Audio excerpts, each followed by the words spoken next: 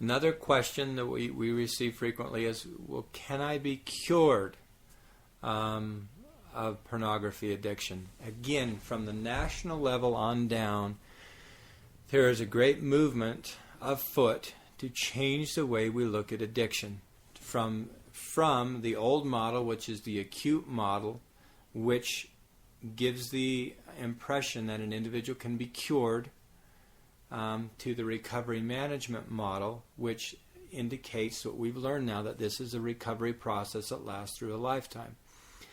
I met with an individual last night for the first time who was approached from his ecclesiastical leader with the cure model.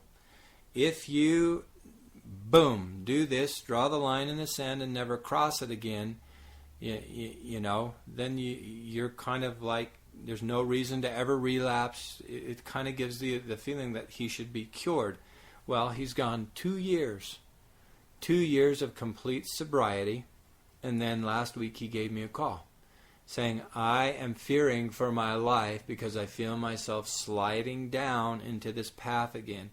I had the opportunity, just a brief window of opportunity, because he's having, I don't need to tell the details of the story, but anyway, he got online where he had a lot of things in place to prevent that, with passwords and stuff, and family members were helping him. Well, the computer broke down, and then they got it fixed, and then the password was temporarily disabled, and after 2 years, he got online for a few hours and started looking at pornography again. And then he ends up in my office just pulling his hair up going, what in the world just happened to me? How did that happen?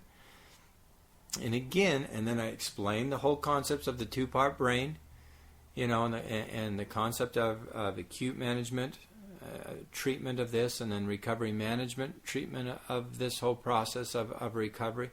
And then he had his eyes opened, and he understands, and pretty much everyone I talk to who struggles with this addiction understands by the time they get in here that this is going to be an ongoing process. You don't get cured from this thing. Can it be an absolute full remission? Yes, it can. Can you be in full recovery? Yes, of course you can. But that comes by applying the principles that you're taught in the INNERGOLD manual and in the book, The Language of Recovery. When an individual is applying these principles on a consistent basis, the probability greatly increases that they will be able to maintain their sobriety. And that's explained in all the education that one will receive by going through this process. But it's not a cure. There isn't a cure for this. The limbic system is the instinctive survival part of our brain, and you can't make it go away. And that has been a big challenge for many who don't understand addiction, that they think once you've been clean and sober for a while, you should never have a trigger anymore, you shouldn't be tempted anymore. It simply doesn't work that way. There will always be temptations from time to time, there will always be triggers, but that doesn't mean that you need to give in to them. It just means that you need to accept the fact that happens, and that's a normal part of life.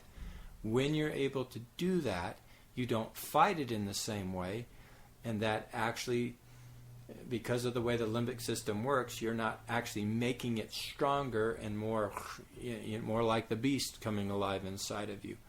So again, it's an ongoing process, but absolute full recovery can be realized. But you can learn, and to be completely sober.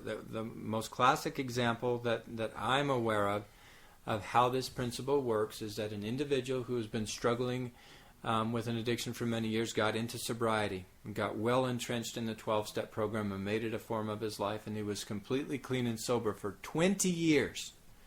And this is how the limbic system works. So they were having a big party for him, his 20-year sobriety party, and and in the AA philosophy, when you're clean and sober for a while, 30 days, 60 days, you get a little chip, a little coin that's really a cool looking thing, and there are all kinds of different designs and colors and so forth.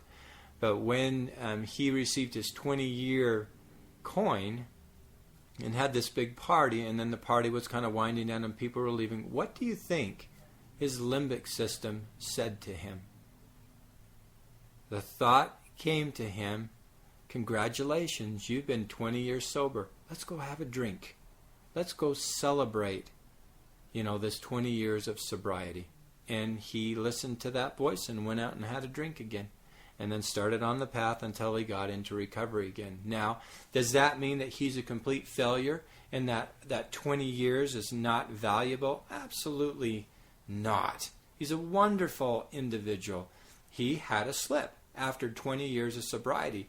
And that's kind of, a challenge in my mind in doing this work for so long. I'm not so big on counting days or weeks or months or years of how long you've been sober, because it can be counterproductive. So if you're really big into those days, I've heard this so many times, gosh, I was sober for 90 days and then I slipped again. And then it's like I have to start all over again. No, you don't. You don't start all over again. You pick yourself up right where you're at. You start applying these daily principles and you get yourself moving. You don't throw in the towel and start all over again. This is a process that happens through time. The question then becomes only, what did you learn from this last slip or relapse? Is this really what you want in life?